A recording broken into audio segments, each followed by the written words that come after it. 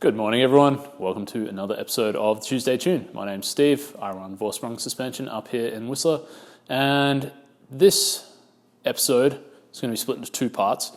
It's going to cover a whole range of things. So this episode we are going to cover spring rates, coil springs versus air springs, how much travel you should have, and bar height, as well as ride height. So this is obviously several topics. Becomes fairly complex. We are going to try to delve into it in a way that makes sense. Going to start first of all by looking at the history of downhill bikes and how much travel they've typically had. The reason that we're looking into this is to determine how much travel you really need for your bike. And when I say really need, I don't necessarily mean how little can you get away with or how much can you get away with. What is going to work best for you? So if we look back at the history of downhill bikes or mountain bikes in general, really, starting in the early 1990s, when suspension forks first came out, the RockShox RS1, for example, was 2 inches of travel, 1.9 inches of travel technically. So that was only tiny amount of suspension travel compared to what we have now. And that was before anyone was running rear suspension as well. As we got into the 90s, the travel got longer and longer. Long travel variants went from 50 millimeters, 2 inches, to 60 millimeters, 80 millimeters, 100 millimeters. So at this point, we're at 4 inches by the time we're in the mid-90s. By the end of the 90s, around 2000, we're typically 6 inches of travel for the downhill bikes. And the reason I talk about downhill bikes is because they were the ones that were actually designed to handle. Anyone that rode a cross-country hardtail in the 90s is well aware that those things were absolute death traps, terrifying to ride down a hill at any kind of speed. By the early 2000s, we'd gotten to 7 or 8 inches of travel for downhill bikes. 8 inches of travel on the rear, 7 on the front, that became 8 and 8, and so forth. This got pushed out more and more. For those who remember the original Santa Cruz V10, 10-inch travel downhill bike, and it stayed that way up until relatively recently. After that, it actually came backwards. So the V10 being one of the most successful downhill bikes of all time, both commercially and from a racing point of view, went backwards in terms of travel from 10 inches to 8.5 inches. Initially, that was just an option. I believe now it's the only option on the bike. You can't set it to 10 inches of travel anymore, and it's somehow retained the V10 moniker in spite of that. What does this tell us? Implicitly, very implicitly. It tells us that there is such a thing as too much travel. What we're trying to work out is, why is something too much travel? How do we determine that?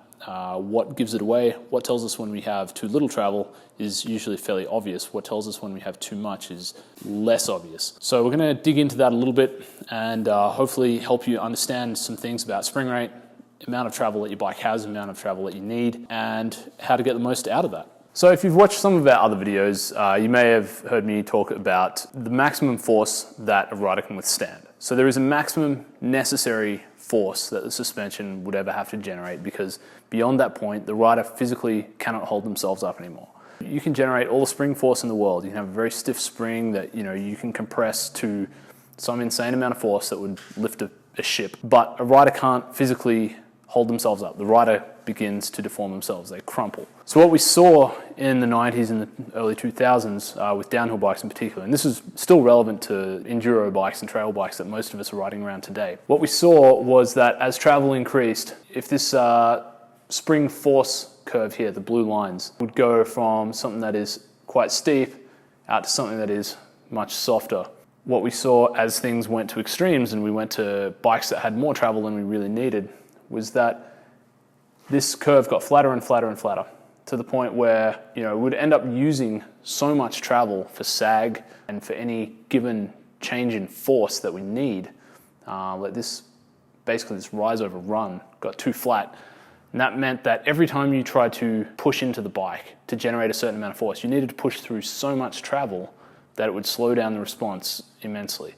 And the effect of this is immediately obvious if you compare a long travel suspension bike to a rigid bike, BMX or a hardtail, how delayed the response is.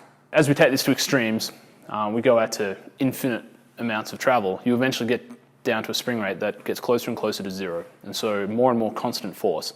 Now, this is great if all you want to do is run over stuff in a straight line, but as soon as you need to make the bike respond to you, that doesn't work properly.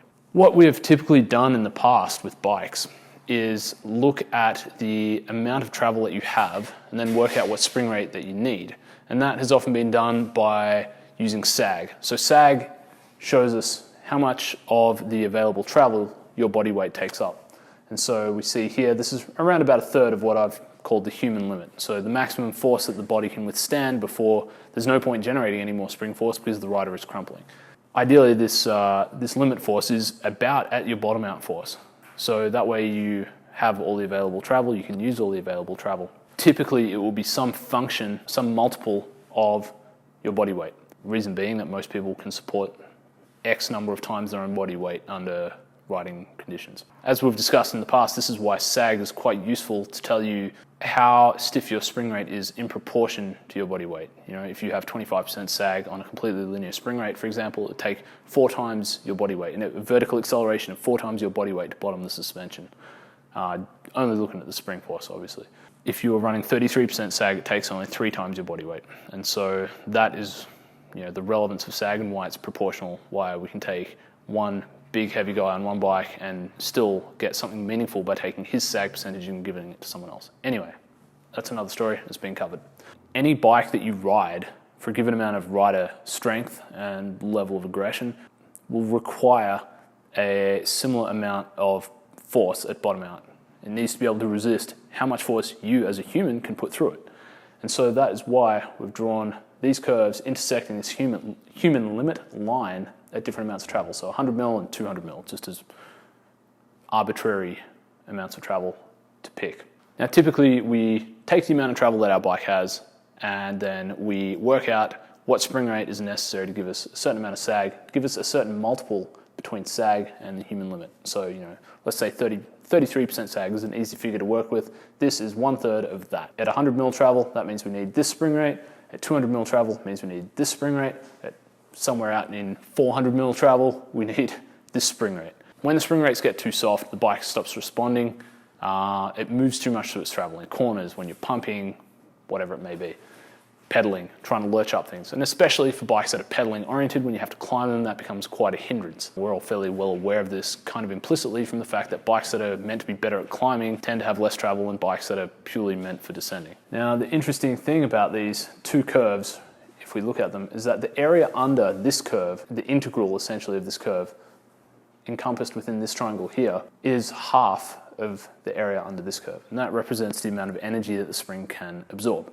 And so when we go to longer travel, in addition to being able to expend more displacement of the suspension to absorb bumps, we have the ability for the suspension to absorb much more energy from the impacts. So that means it can absorb bigger impacts for the same force.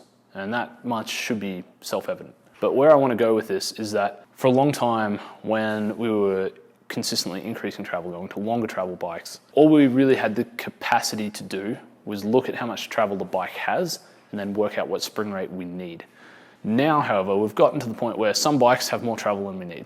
And so it doesn't make sense to fit the spring rate to the travel anymore, where we have this option. What actually makes sense is to pick the spring rate that we need and then work out what travel we need. So how do we work out what spring rate we need?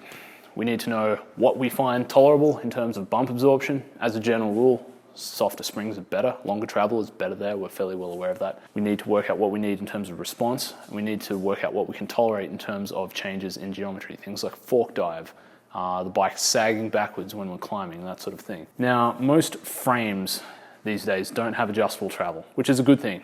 That's a different kettle of fish, but that is basically because adjustable travel messes completely with the spring and damping rates from the rear shock. So if you adjust the travel, you do need to set up the shock again. With forks, however, they have a consistent motion ratio. So whether you adjust your fork from, say, 150 to 170 mil or whatever it may be, the spring and damping rates change slightly, but they are just scaled linearly with the travel. So if you have twice as much travel, again, half the spring rate. Unfortunately, today I don't have a formula to present to you to be like, this is how much travel you need. That can really only be determined experimentally. But, for example, if you find yourself wishing your fork moved less when you're descending, as in it uses too much travel, but you're not bottoming out, do you need all that travel? Maybe not. If you're happy with all the other aspects of performance, you probably don't need that. We basically need to be able to differentiate between a spring rate that is too firm, as in it's harsh, it doesn't give us good grip, doesn't give us good traction, it doesn't absorb a lot of energy from the trail when we want it to. We have to balance that against a spring rate that is too soft, where it absorbs too much energy that we put into it, doesn't give us enough back. It moves through its travel too freely, soggy, dead, all the adjectives that you would generally think up when you try and pedal a downhill bike up a hill. Those are all indications that your spring rate is too soft. So what I'm going to cover in the second part of this episode is more about how to determine what is too soft, too firm, and how we go about doing that essentially experimentally. Because it is necessary to understand, that at some point you need more travel and at some point you need less travel. When I say need, would work best with is probably a better way of phrasing it, because none of us need a mountain bike to start with. It's a luxury good. Anyway, guys, thanks for watching. We will cover more of this in part 2 of this episode next time. Till then, see you then.